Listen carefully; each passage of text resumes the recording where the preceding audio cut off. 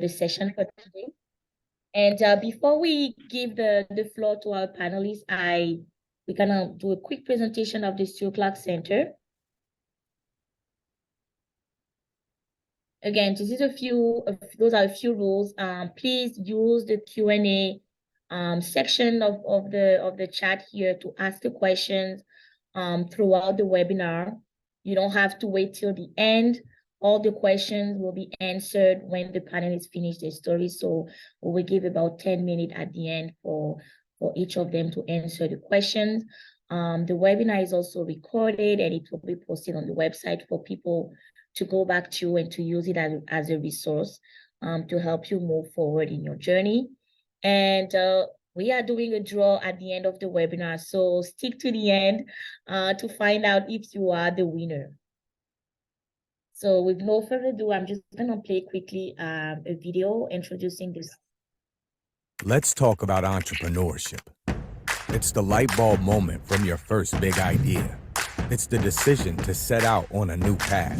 It's the realization that entrepreneurship starts with a spark, and that spark starts here. At the Stu Clark Center, we're here to nurture your ideas and help spark your entrepreneurial spirit. How? How about competitive opportunities to free your inner entrepreneur? Advice from venture coaches who have walked the walk. Or some of the best networking events you'll find on campus. You'll find it all right here.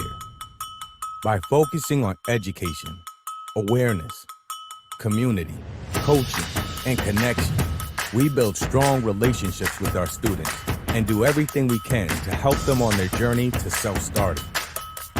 At the Stu Clark Center, we thrive when you thrive. No idea is too big or too small. The Stu Clark Center is your one-stop shop for everything you need to start your journey. So why not start today? Why not start today? I really like that line because there's no time to become an entrepreneur. You can be today, tomorrow, and this is why we have this Stu Clark Center here at the University of Manitoba to help you in your journey. And again, my name is Karine. I am the venture coach.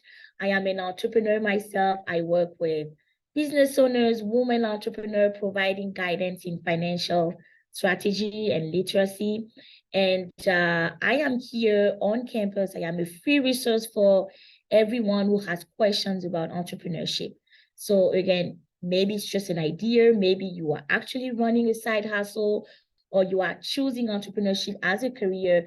No matter the stage, you are welcome to meet with the venture coach, to contact one of the members here at the Stu Clark Center to help you in your journey. And we have a fantastic team of individuals dedicating to support you in your journey. We have Deborah Jonathan Young, the director, Lindsay Frazen, our marketing coordinator, and Amy Jones, our program coordinator. Amy is planning the business plan competition. And if you are not familiar with one of the programs that we have, the business competition is definitely a big deal here at the Stu Clark Center. And any question you may have, please feel free to talk to me or anybody at the center. It is an open space to hear about the struggle that you have as an entrepreneur, or maybe, any question. There's no things out of the box that you can come and ask us about. So you are always welcome. And again, it's pretty easy to book a meeting with me. Check out the website. We have a platform that will allow you to create a profile and select a date, a time that works for you. We do in-person meetings. We also do virtual meetings, anything to make you comfortable to have this conversation with the venture coach. And yes, it's pretty self-explanatory. Book a meeting and come talk to me about your idea or your business, your project, anything. You are welcome to meet with me. And again, I take pride in the webinars that we have because those are providing, again, a lot of great resource education to help you navigate startup land. We have a second webinar coming on February 22nd about funding, which is a big question. It is one of the biggest challenges for entrepreneurs. and you don't want to miss that one, please go on the website again, registered to attend the next webinar with Futurepreneur. They will be discussing different resources available for entrepreneurs. They have different programs for Black entrepreneurs, for Indigenous entrepreneurs. So everybody's welcome. And again, the link is already on the website. You can RSVP and join us. We have another webinar teaching and coaching people how to pitch. Pitching is definitely one of the scariest experience that any entrepreneur can face. So if you feel that you're not confident, you have questions, you're not quite sure how to brand yourself and present your business in front of people, please register to that one. We're going to have a case competition coach with us. So I promise that it's going to be very interactive and it's going to help you move forward in your public speaking abilities. So the webinars are listed on the website.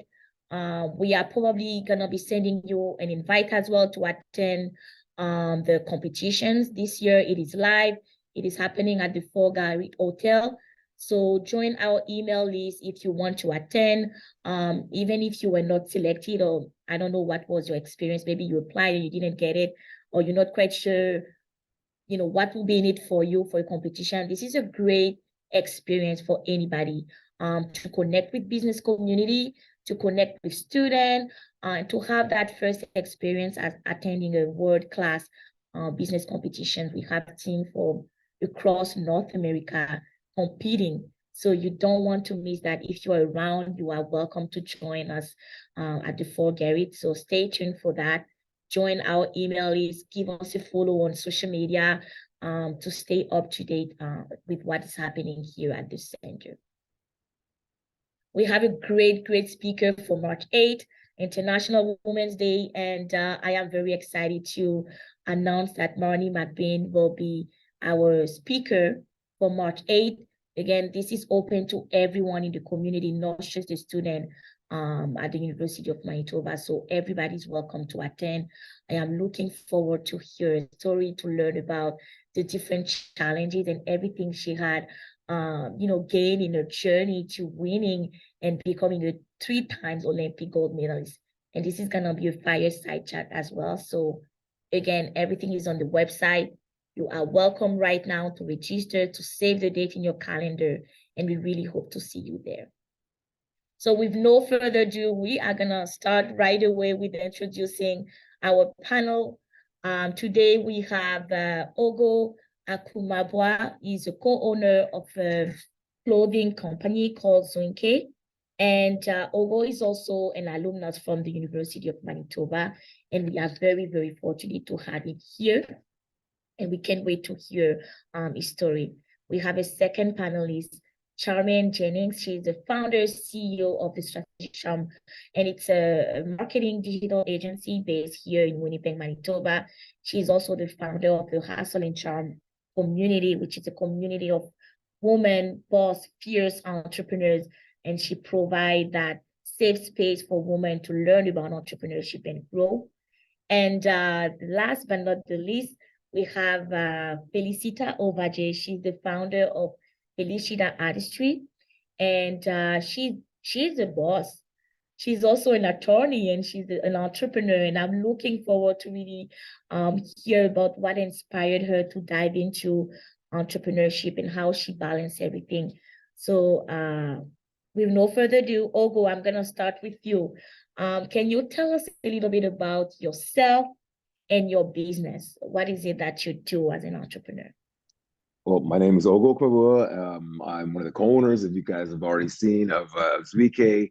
We're an athleisure company, meaning we sell, joggers, hoodies, sweats, leggings, and we kind of have 2 phases of our business. We have a retail front-facing business, and we also do a lot of corporate and apparel. And our whole kind of motto is to, create community through our clothing. So one of the big things we like to get involved with scholarships and run a little events around the community, things that keep people engaged. Both Brian and myself were both athletes. He went to the bad school, UW, and I went to U of M, and he was an athlete, I was an athlete, and we both kind of came together I realized some of our best moments in sport were actually not necessarily the grind of it. It was actually, the time that you cultivated with your teammates or your friends or your family, where you're just, hanging out. And that's kind of where Zueike and the name Zueike, it means to relax. So Zueike means to relax in my and Brian's Igbo heritage. We're both Nigerian, so it means to relax. And that's kind of how we got started, and that's where we are now.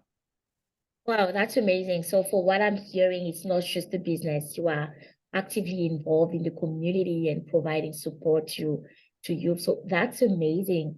And so I'm gonna ask you, Felicita, what really brought you to opening a beauty shop? Like, what was the inspiration? And can you tell us a little bit about your business? My name is Felicita, and running the beauty store has always been a plan from the minute I decided to become a makeup artist, and that was it. My last year in law school. I've always been kind of artistic, and I think one of the things I tell people all the time is the same gratification I get from practicing law is the same I get from doing a makeup or helping a client find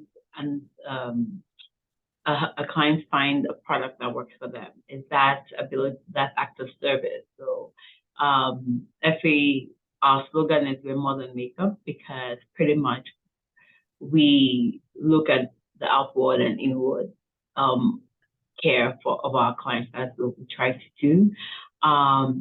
So my journey to opening the store was pretty much just learning from my clients, getting feedback, observing, listening to what they had to say, and always taking in feedback in a positive way and not looking at it in a negative way. And that's what really has helped us make all the decisions that we've made till today, even pivoting and going back online and giving up the space. It was a hard decision, but when your business is community focused and it's not about you as an entrepreneur, it's what the business needs, or what, not really what the business needs. It's a combination of what the business needs and what your client needs. Because without clients, you have no business. So because you're catering to a need, you always have to look and try and find the balance. And that's just a summary of the business side of things. Wow, I think even thinking about how busy you were with finishing your degree and your education and becoming an attorney, you still went ahead and pursued entrepreneurship. So that's already something amazing, because sometimes I feel for entrepreneurs, they always feel like the right time. And like the video said, you can start entrepreneurship anytime as long as you feel ready. And that's a very powerful already testimony, just to see that you were finishing your law school, but you also started your entrepreneurial journey and thinking about opening your beauty shop and stuff like that. How about you, Charmaine? Can you please tell us a little bit about yourself and your business? What is it that you do? Yeah, so my name is Charmaine Jennings, and I'm the founder of Strategic Charm, which is a boutique marketing agency I launched almost 7 years ago. Next week will be 7 years exactly. And we provide a lot of digital marketing services, mostly social media. A lot of our clients want help with Instagram and Facebook and Twitter and LinkedIn and things like that. But we also do other things like blog writing, email campaigns, influencer marketing. We coordinate brand photo shoots and things like that as well. So that's one of the big parts of my business. The other part of my business is Hustle and Charm. It's a community of women in business in Manitoba. We come together regularly for business training, whether it's workshops or seminars. I know Karine has actually hosted a couple for us about business planning and finance, which has been amazing. But we also are a community of just women who want other friends and companions. I feel when you're an adult, it's hard to make new friends. So we also mix in fun like pajama parties and bonfires, and we go out and play laser tag. So it's a combination of business and fun. Wow. I mean, That's great, and I was so happy to be able to deliver that workshop. And I think the team is really an entrepreneur's journey. So if I have to ask you, how would you qualify your journey? Can you say confidently that, wow, like this is the best choice of my life? Like I feel my journey is amazing. Or do you feel like, wow, this is challenging, but it's very fulfilling? If there's one way you could qualify your entrepreneurial journey, what that will be. And I'm gonna start with you, Charmaine. Yeah. Oh my God. I was thinking about this. There's a lot of different ways I can kind of sum it up. But if I had to choose one word, I would describe my journey as achievable. I feel like I know for me, I'm just a big dreamer. I have a lot of big ideas, and sometimes some people feel limited by those big ideas, and they don't feel they have the confidence or the resources to see it through. But I truly believe that anything you want to do is achievable as long as you're willing to do it, and as long as you realize that it's not going to be a piece of cake from the get-go. There's going to be a lot of hard work and a lot of hurdles you have to jump over, but at the end of the day, anything you want to do is achievable. I know for me, when I first started the marketing agency, I was actually focusing a lot on event planning. And it didn't make sense for where I was in my life. I was living in a small town called Lac-La-Biche in Alberta, and I was the event planner in town already for my day job. So me trying to start a business focusing on event planning in a small town didn't make the most sense. So after 8 months of, trying to make that part work, I decided to just focus strictly on social media marketing. And right when I did that, I saw, an uptake in my business and people coming in to hire me for the marketing services, right? So, you have to be adaptable and willing to make changes where you need to. Wow, achievable. I think that's a positive word. That's not dramatic. For anyone listening that think that, okay, entrepreneurship is very dramatic. Like I am very empowered by what you're saying. Like it is achievable. Sometimes it can feel overwhelming because of these big ideas, and you just like, oh my gosh, I don't think I can make that happen. But just hearing how you were able to progress and how you were able to move your way forward, and you can rightly say that, achievable is something that can translate your entrepreneurial journey. That's amazing. And how about you, Ogo? If there's one word you can say about, like, are you a happy entrepreneur or a miserable entrepreneur? Like, how would you describe that journey? You are on mute, Ogo. Sorry, thank you. I guess it depends on the day you speak to me. Sometimes I'm a joyful entrepreneur. Sometimes I'm a miserable entrepreneur. But I love it. Like there's not much things that are better than entrepreneurship. I think it's kind of like the journey of life, right? Every stage you're going to of life. When I was learning how to walk, first couple of steps, I fell and it stunk, and maybe I cried, and my mom helped me pick me up, and I took a couple more steps, and I took a little bit further. And that's the journey of an entrepreneur for most part, where you just can't be I guess frozen based on your fears, right? A lot of times when I coach a sport or I talk to, the biggest thing that holds an entrepreneur or an individual back usually is their fear of failure. And when you can kind of shake that fear of failure, then your sky's the limit, right? You can kind of start to just take chances, and you fail, and you fail a lot as entrepreneurs, but you embrace the challenge of figuring out, hey, how do I problem solve this thing and make a step forward? So this wasn't my first venture in entrepreneurship. I had a store called Hoops Fanatic. And right when I came out of college, it was my first basketball store here, and we had it at Portage Place, and it was awesome. I loved kind of going through it, but Portage Place is, as you start to realize, is not one of the best places for shopping and stuff like that. But during that failure, I guess, quote unquote, is where the big success comes, because you learned something from it. So, fast forward 15 years later, I decided to jump out on my own again, and a lot of those mistakes that I made there, now I know don't make the mistakes, or some of the successes we had, or some of the things that have changed. The biggest part is change is probably the marketing portion of it, where back in my day, everything was billboards and paper and everything. And now I have to spend the time figuring out, talking to Charmaine to figure out how to use Instagram and all these other new age things. But that's part of the journey. So I just think what I love about entrepreneurship is that there's a million problems, just like in life. You just have to kind of take the time to figure out how to get through them, and then take that next step. Wow, I think shaking out the fear of failure. I'm struggling with failure. Like, I'm an entrepreneur, and this is one of my biggest challenge because I don't want to fail. But hearing you saying you were able to get to a point where you're just like, you know what, even if it doesn't work, I'm gonna do it. I'm gonna do it anyway.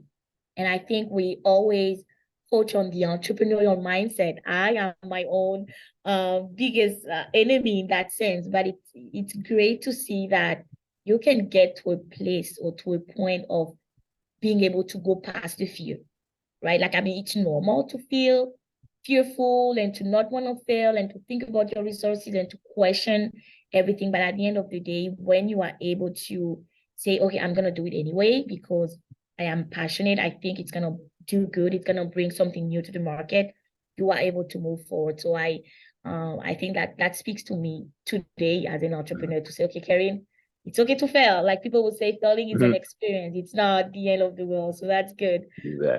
How about you, Felicita? Can you tell us about your journey? Was it a smooth journey? If there's one word you can use to qualify your journey as an entrepreneur, what that word would be? You are also on mute. Entrepreneurship for me, it's a bumpy ride that you have to love. It's like when you ride one of those sand bikes and you keep going up and down, it's a bumpy ride. As Ogo said, you like it some days and you don't like it some days. But I think one of the things I've learned in this journey is that you have to be a lifelong learner. You don't know it all.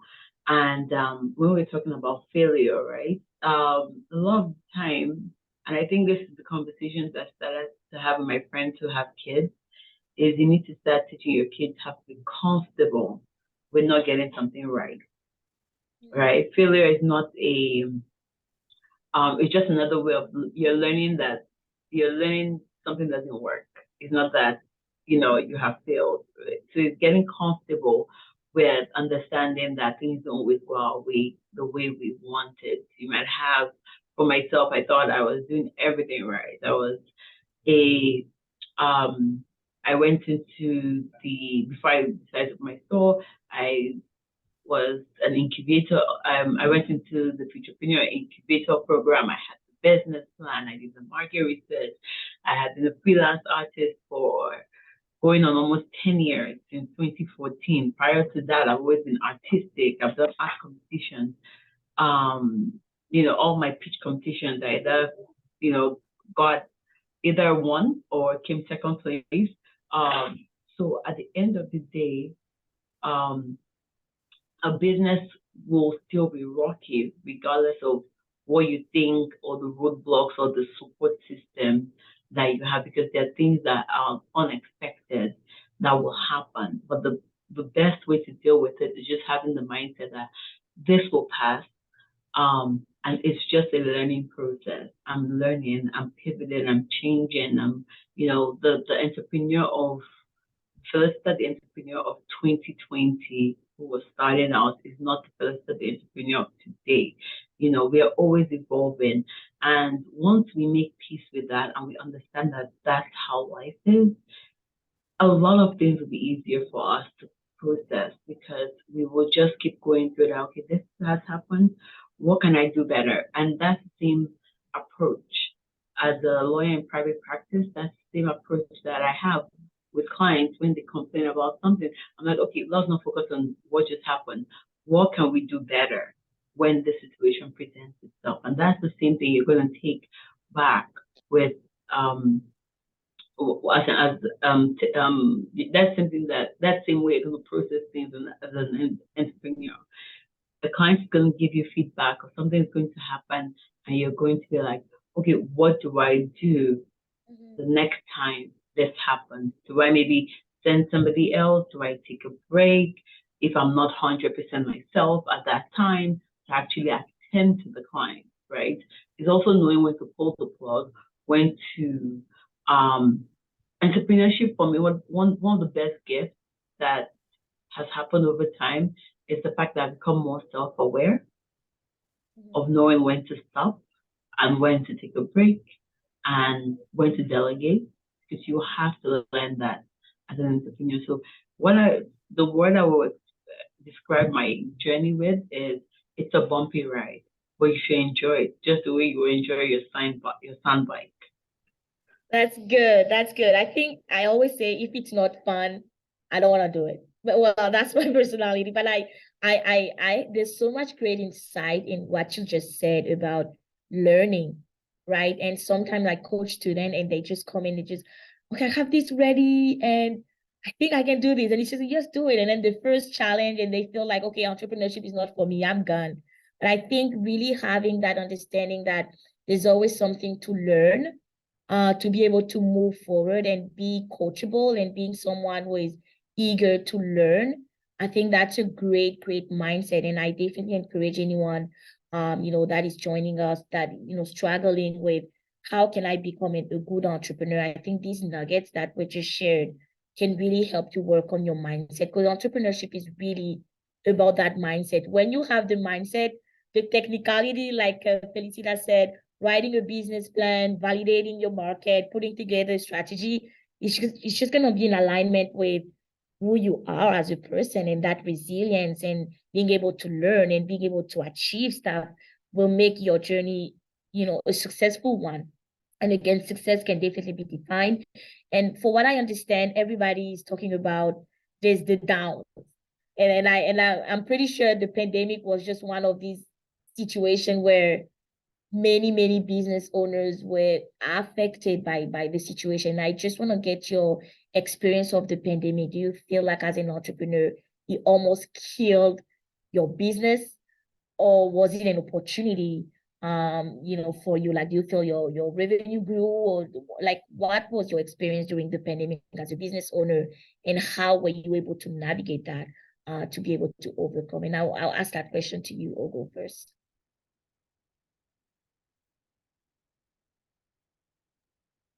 COVID wasn't joyful for anybody, I guess, when you come to business. For us, we had kind of a two-pronged business where a lot of our corporate and our team kind of happens to coincide with a lot of the schools. So for the first time in my entire life, sports had kind of come to a close, and so that means there was no team hoodies, there was no team uniforms, there was none of that type of revenue that we could get. So I mean, like every challenge we've kind of mentioned before, you got to pivot and kind of figure out how can we, stay afloat, just stay alive, to when things just now we're starting to see things get a little bit more consistent, and people are back and out moving and less fearful about stuff. But it prevented, it was a very unique challenge, because it wasn't like I could go to my dad even and say, oh, during your COVID challenge of 2000 in 1977 or whatever, what did you do? Right? There was nothing really like that. I think, especially here in North America, we kind of get this fortunate reprieve where issues kind of don't all, big world global issues don't necessarily always help us. We're almost too spoiled over here. So when it kind of happened, I was kind of like, okay, well, what do? You got a little bit more time to plan, know your business. You got to look for where opportunities kind of laid, and then say, okay, moving forward, we're going to take our business in this direction for a little bit more. So, I mean, it definitely showed up some different opportunities and different things, but I mean, I think for everybody, it was challenging. I was thankful that, restaurants, I'm grateful I didn't go into the restaurant business, because I think that would have been, terrible. I feel my heart broke for a lot of those, mom and pop stores that kind of were out there, and it made it really difficult to kind of consider. Mm-hmm. And would you say that you had to equip yourself to pivot to go full online sales, or did you have to do a training? Like what was that moment? No, well, we already had our retail kind of side set up. So yeah, I mean, we pivot to, hey, you can access us through online.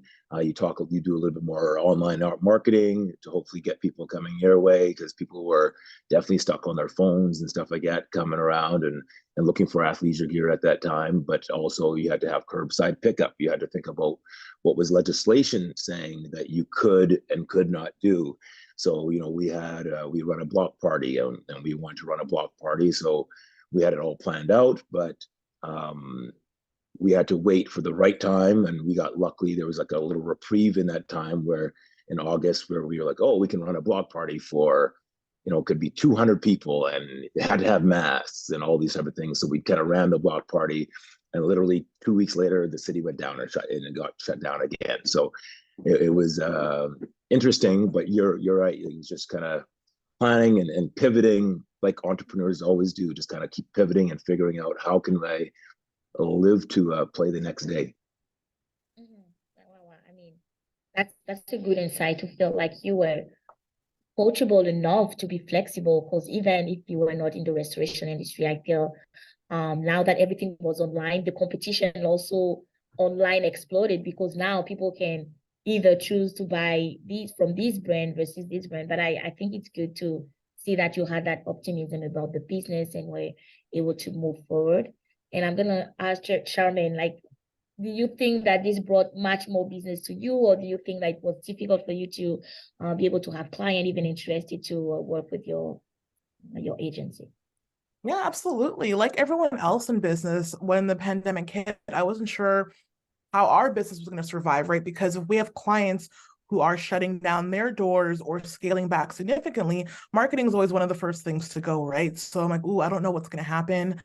I just kind of kept trucking along. And at the time, I was a team of one. So from 2016 to 2020, it was pretty much just me running my business. And I did see an uptake in clients for sure, because a lot of people are like, hey, we are now operating more online, but we do not have an online presence, nor do we have time to learn how to do it and figure it out. Can you do it for us? So within, a few weeks, I would say I went from 5 monthly social media clients to 15. And 15 was a lot for one person. It was already coming at a time where I was wanting to find a way to step back from writing the day-to-day content for all clients, and I wanted to oversee more of just the strategy. But again, it was just a team of one. So once we were able to hit 15 monthly clients in a few weeks, I'm like, oh, okay, I'm going to hire some help. So I hired my first social media manager and immediately gave her 5 clients to work with, which was great. We did have more inquiries coming in, and I still had 10 clients that I was working with. So I'm like, you know what, let me hire a second social media manager. So I hired a second one, gave her a bunch of clients as well. Then I hired a third. Then I hired my mom as my admin assistant. So now we have a team of 5, which is amazing, because like I said, beginning of 2020, it was just me. And now there's 5 of us, and there's been 5 of us for the last couple of years, which has been incredible. So, the pandemic has definitely been an unfortunate thing for many different people and many different businesses, of course. But for us, it kind of helped us experience that real growth. Now, again, that is just for the marketing agency. For the hustle and charm side, the community of women in business that I have, it was a different story. So our community, like, we really thrive with in-person events. Like I said, we host workshops, seminars, pajama parties, dinners, social outings, and things like that. So not being able to go out places and not being able to, mix with people outside of your household was obviously different for us, right? So like everyone else, we started doing a lot of workshops and events on Zoom. And I think at first people were really into it, but that Zoom burnout just happened so quick for a lot of people. So it was hard to convince people to sit in their office or at their desk in an evening to like chat with other people when you've been on Zoom day in and day out for different things, meeting with family, friends, coworkers, and stuff. So it was really challenging to keep that momentum going. And then, of course, restrictions kept changing pretty frequently. So there were a couple of moments we were able to sneak in an in-person event before restrictions change again, literally days later, which I think helped kind of revive people a little bit and gave people a bit more hope that this is something we can return back to on a regular basis. But, now that it's 2023 and the pandemic's not over, but I would say the bulk of it is kind of behind us in terms of restrictions and those kind of things. We're still struggling to really get that in-person energy back, right? I think, again, a lot of people have been used to staying at home a lot. So it's getting more challenging to convince people to, hey, leave your house, put on some clothes, get in the car, drive downtown, pay for parking. Like, you know what I mean? Those things are things that people haven't been really used to, right? So right now our struggle is really trying to find those people who, again, want to come back out and be social and are wanting to be, active in our community. So for the marketing agency, it was kind of great business wise. For the community, we're still working on it. Yeah. Yes, I agree. I feel like even now I've turned into a mid extrovert slash intro. I don't even know my personality anymore. Yeah, It's so exactly. difficult because there was a time where I would be like a little butterfly and go out to all these events and do workshop with the community. But now I feel like I have to pump myself up. That's what I was telling a few friends. But I really love the Hassan Sham community, and I'm encouraging everyone to check that community. They have pajama parties. Like it's so fun to talk about and Right? sometimes it's It's not so about fun. business, but it is fun. So you were able to make it work, and I'm pretty sure that the better days are ahead now that everything is kind of back to normal. And Felicita, how about you? I know that you have a store, and I really want to hear about your experience navigating the biggest challenge of the time for almost everybody, including business owners. Well, I think my story was quite different because I actually opened up in the pandemic. Um, so we had already started, I had started working on the idea since 2016, and I already had everything on deck, let's put it that way. So it was either I paused in my planning and or waited till the pandemic was going to subside. And we didn't think it would go as long as it did. So we were like, okay, we opened after they had lifted some restrictions. So we're like, okay, things are gonna slowly get back up into like running, and then we had a second lockdown. And I was like, oh wow. But honestly, if you have good team spirit, I was a team of three, and I've always been I've always had a small team. So we just try to prop ourselves up. And what I always say to myself in every situation is look inward and look at what you can do and how you can control or how you can what you can do within your capacity. So we did a lot of Instagram lives showing products. We were trying to push a lot more virtual. When a lot of people come in, we were trying to keep up to date with the restrictions and the rules. And I guess because of my legal background, like once anything comes up, it's like, okay, let me go read this. What's the act saying? So it was a process. It was a very stressful one, to be honest. But once again, if you understand your why, whatever happens, you will gracefully take it. When you understand your why, even us having to pivot online, a lot of the things I still do is still working towards developing myself, my team, the business to cater to making sure that there's a lot of distribution for our vendors. So even though some vendors that we can't take on anymore because of fiscal space, we are recommending them to other places that they can still get some publicity from. So the vision behind it, the why is not ending. The physical store is ending, but the why is not ending. And that's what you need to understand as an entrepreneur. An older lawyer told me this: when you see a problem, if there's a problem that you have or there's something that just irritates you, don't take it as a problem. Take it as something that is being pointed in your direction because you need to solve it. So when I notice that a lot of my clients say, oh, I'm not getting treated nicely when I go to places to get my makeup done. I can't find something that works for me. And I'm like, oh, wow, I have access to all the things that work. And I used to say to myself, if I wasn't a makeup artist, will I be able to do this in 10 minutes? And trust me, I did my face in 10 minutes today. Will I be able to do this on my face in 10 minutes and run out, right? So that's why we teach. That's why we sell products. That's why we do what we do, is because at the end of the day, the goal is to make sure that we're able to solve certain problems that I also encountered myself.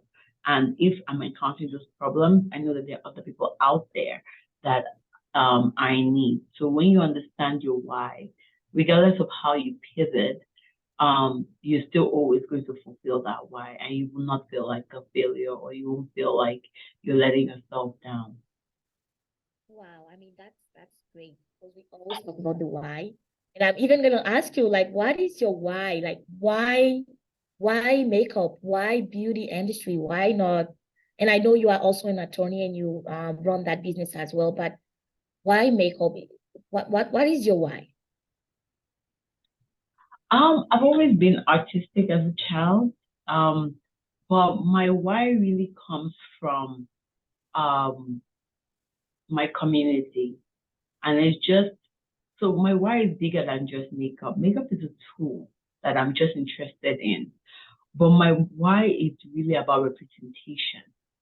Because I would tell you, even as an attorney, I've gone into the courthouse, and I remember someone was shouting in there as I walked through, and there's a lawyer priority. So you take the lawyer priority card, and I think there was a long line of people that are not lawyers. And I think the person got upset with that, and the person went to the sheriff and said, how do you know who is an attorney? And everybody was aware that that was pretty much what I was the point of focus, right? So for me, it's like, you're not comfortable seeing someone that looks like me in a position of an attorney. And you also have models who say they go for photo shoots or they go for video shoots, and the makeup artist is like, I don't know what to do with your face. I don't have your color. Or do you want to just bring your own makeup kit and I will do your makeup for you? You know, I've had models book me as early as 6:30 a.m. to do their makeup because they have something on TV that they have to go for, and they're not sure they'll be able to cater to them. So my why is bigger than just the makeup. And that's why I didn't even give up being a lawyer, because it's more about representation for me. So it's a whole, like, that's why I say you need to understand your why. So even if I stop being a makeup artist, my why as to why I do anything is more of how can I play my role within my community to aid representation, so that my kids are not going to wake up one day and they're going to feel inferior. Or someone is going to question why they look a certain way, or going to feel, oh, I remember being at the mall one day and I was doing something, and I think a kid was playing behind me, and the parent said to their kid, oh, be careful, something about, oh, that person can be dangerous, something. I'm like, I just didn't say anything, but those are things that you say to a child that tomorrow they're going to look at every Black person as someone who could be dangerous. And then you look at that and you're saying, why are people getting shot in the US? Because, maybe they moved a certain way or they acted in a way that the officer said, oh, I felt threatened, right? That is the excuse. So for me, it's more about representation. And I've been artistic and I love the arts and just seeing the gaps that are in there. Plus, I came across a lot of Black-owned beauty brands that are actually really, really good. Yes, they have one or two products that, need work on from time to time, but majority of their products, like every other brand, is good. And why not invest the Black dollar in the Black community? Because at the end of the research shows that the Black dollar doesn't stay in the Black community. It doesn't. But if you look at the Italian community, if you look at the Chinese community, the dollar there circulates a couple of times before it lives. So my why is bigger than the makeup. My why is bigger than the law. Even if I decide not to do any of them and I decide to go into a different field, my why will still be there as to what my interest is. So that is so inspiring, because thank you so much for sharing that. Thank you so much. And I know we are currently in Black History Month, and I feel like the why, like what you've just shared, it's almost like your heart of entrepreneurship. It's like, this is my experience of life, and I'll make a difference for my community.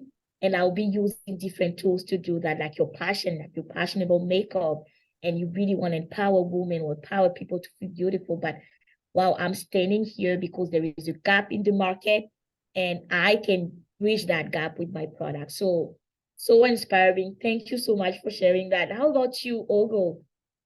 What was your why? Like, why are you, doing, selling the athletic wear, and what is it, not something else?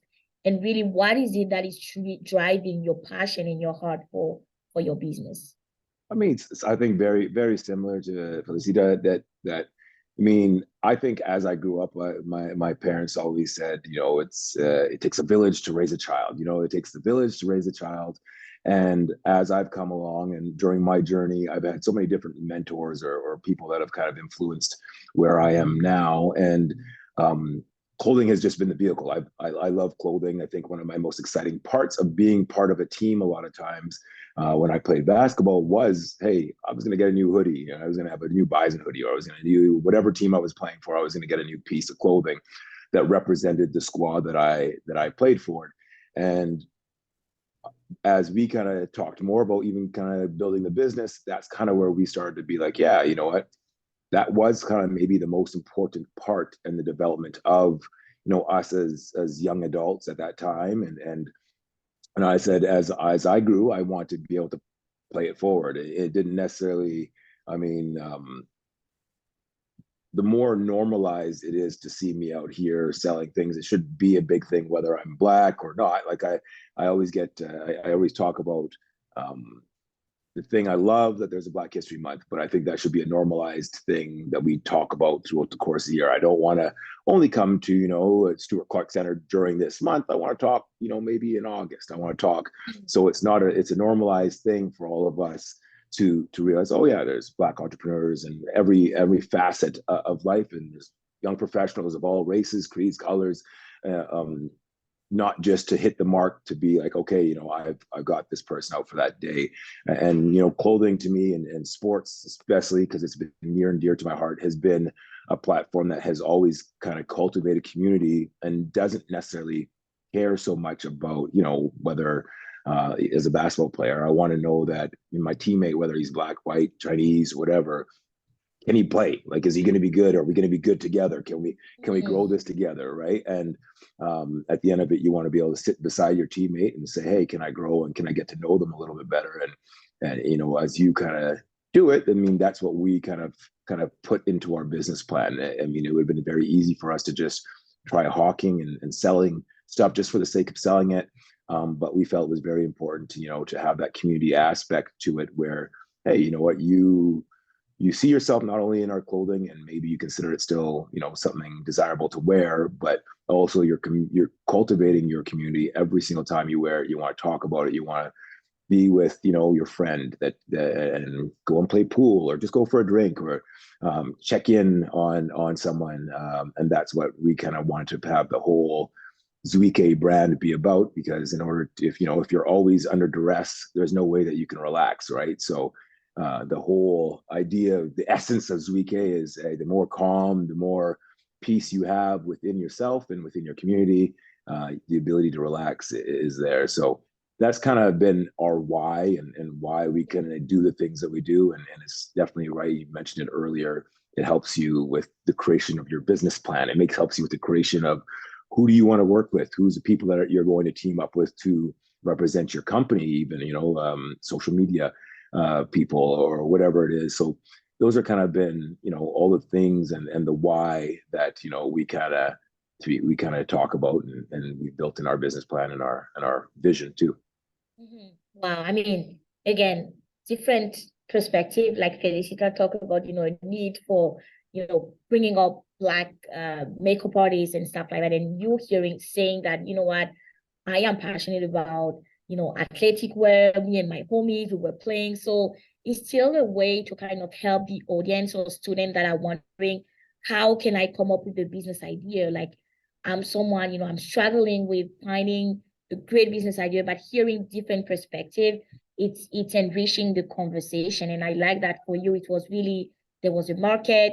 I was a part of the sport community, and and I'm a creative person, and I really wanted to give it a try and help people relax and still look a little bit more chic, because I think your clothing are a little bit chic. I think I can wear these to a party. Like, I'm not a big sport player, but I can probably rock these to a party or something. So I think that it's always, looking outside of my own need of wanting to do something. It's really providing that solution to someone who's looking for something and meeting that market. So that's great. And I'm gonna, finish the conversation with Charmaine. Like, what is your why? Like, why marketing? What fulfillment do you find when being able to help a client? Like, can you tell us a little bit of what is driving you in your entrepreneurial journey? Yeah. For me, I've been interested in marketing since, I don't know, probably the 8th grade, when we did a tour of Red River College and they talked about their creative communications program. But in terms of entrepreneurship, I've always had an entrepreneurial spirit since I was a child. I feel like my mom embodied that same type of spirit. And I always knew no matter what I did when I grew up, it was going to be something I built from the ground up. It was going to be something I owned. And again, I think part of that just came from watching my mom and how she kind of approached life and career. So for me, there was no doubt in my mind that I was going to be an entrepreneur of some point. And then later on in life, I decided marketing was kind of the direction I wanted to go in. And for me, I think one of the reasons why I chose marketing specifically is because I do feel that is definitely a creative outlet. For me, I loved writing, whether it's articles for a journalism piece or poetry or short stories or things like that. I always loved writing, and I felt that I could use that skill to write creatively to promote something or to promote someone.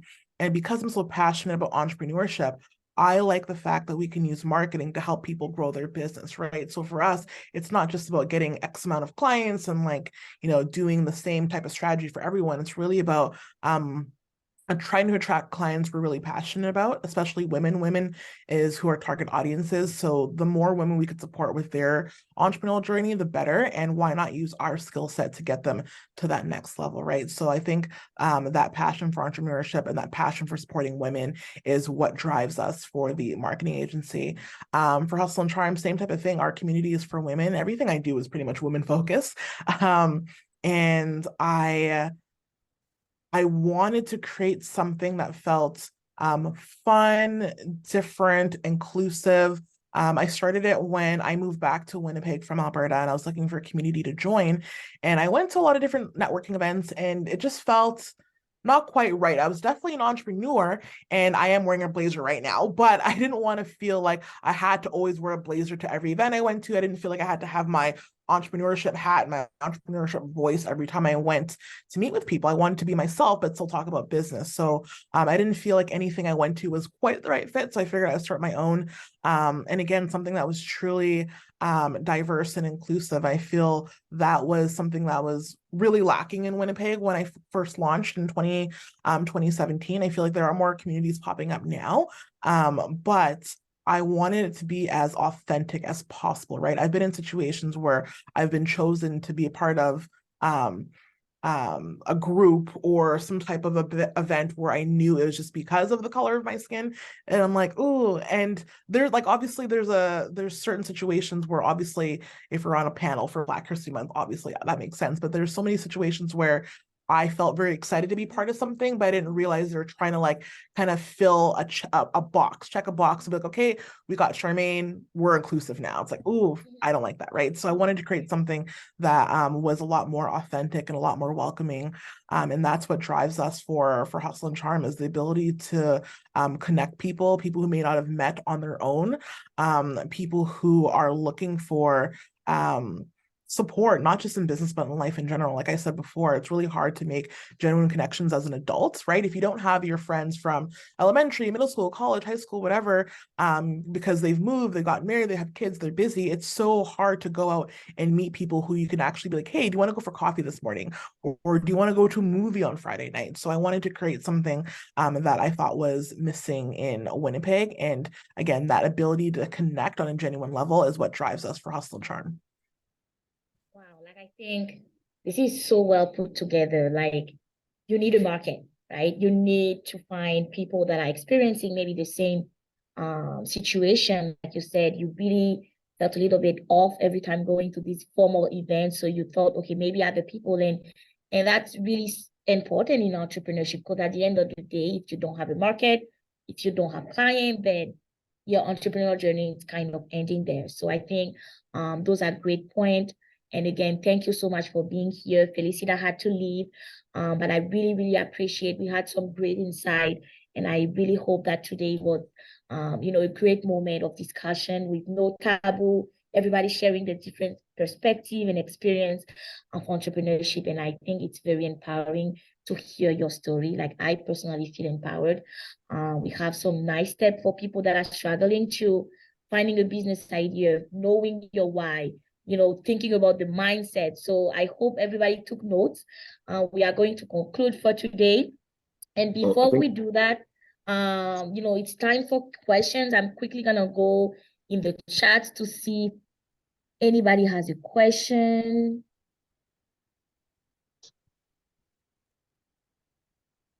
Okay, so there's a few questions here. I'm gonna ask that. Is it recommended to have prior experience working in a related organization before launching your own business? And Ogo, you can start first with that, and then Charmaine can continue. I definitely think it's helpful. I think as entrepreneurs, you sometimes just need to sometimes learn from other people. You're going to learn, either you do it yourself, or you get a mentor that can help you out with it. But sometimes when you see you work within another organization, you can kind of get the structure, and sometimes that's one of the biggest pieces. As an entrepreneur, many entrepreneurs have, I can say myself, I have a scattered brain in terms of, I have a lot of wonderful, grandiose ideas in my mind, right? That doesn't mean I necessarily have the structure to implement and actually execute those things. And you can find that sometimes when you work for another company, where you start to realize, oh, okay, this is where the gap exists in maybe the market that I want to introduce myself into. So I think it's always recommended, if you can work for a company. I mean, sometimes you find, a kid that's 12 years old or gets their first job at McDonald's. I think McDonald's is one of the greatest teaching tools for either a young entrepreneur or a young employee, because you have to do a million things that you don't like in that thing. You got to deal with people. You got to be the fry person. You got to mop the floor. You got to do all these different things that make you part of a team. But what you learn from is, you're like, okay, if I want to be an entrepreneur, there's a good chance, and I'll tell you, I still sweep the floors. I scrub toilets. I do all the things. I heat press shirts, whatever it takes to make sure that this business kind of continues on. I have to maybe do it at this point. So it's the same thing as the McDonald's analogy, where you're learning while you're experiencing, and you're kind of learning on somebody else's dollar, which is also sometimes nice. So you don't have to necessarily spend so much money to figure out the framework and how something might work eventually when you decide to jump on your own. Hopefully that answered it. Perfect. Yeah, And I'd say I agree. Sorry. No, go ahead. Yeah. Okay. I was going to say, I agree with Ogo a lot on that, in the sense that I think it definitely helps. The more experience, the better, especially if you can do it on someone else's dollar. But also realize that you don't have to feel like you know everything about your industry or your niche before diving in, right? This whole entrepreneurship is a learning process. I've been in business for over 7 years, and I'm still learning about marketing. I'm still learning about business. I'm still learning about everything. Your learning is never done, right? So if you're waiting till you feel like you know everything, that's never going to happen. So sometimes you have to take that leap. When I was living in Alberta, I asked my friends, like, do you think I should move to Toronto and work for a PR agency and get more experience before launching my business? Or should I just come back to Winnipeg and get started? And a lot of them were saying, yeah, I should go to Toronto, get that experience. And of course, I did the opposite. I just came home, which worked for me, because I felt in that moment that I knew enough to get started, right? For what I do, and for a lot of businesses, depending on what your industry is, sometimes it's just being able to know enough to teach someone else who doesn't know the same amount of information, right? So again, it really depends on the type of business that you want to have. But I agree that getting any experience you can is great. And again, just remembering that it's a learning process, and there's always going to be opportunities for you to continue to grow your skills and to grow your level of knowledge. So don't ever feel like, hey, I'm 2 years in, 5 years in, 20 years in, I don't need to learn anymore. I always recommend going to conferences, taking courses wherever you can, going to webinars, getting other experience that's going to help you elevate your business. Wow, Awesome. like that's so well said. Like again, both perspective are worth it. And we're gonna wrap up for today with the draw, because this is what we do at the Stu Clark Center. We really want to encourage students, encourage our audience to learn about entrepreneurship. So I'm just gonna ask her, Lindsay, if she has a name for us for today, and then the person is gonna be the winner. Yeah, Lindsay. So our winner of Jets tickets today is John Bryans. Okay, I'm not quite sure if John is still around. I believe you're still here, John. John Bryans. Yay! There Hey, you congratulations. are. So I'm gonna email you the Jets tickets, John. I'll be in touch. So look for an email from me today. Okay, perfect. Thank you so much again, Ogo and Charmaine. And I know Felicita had to leave, but thank you for giving us the time and taking us through your journey and learning,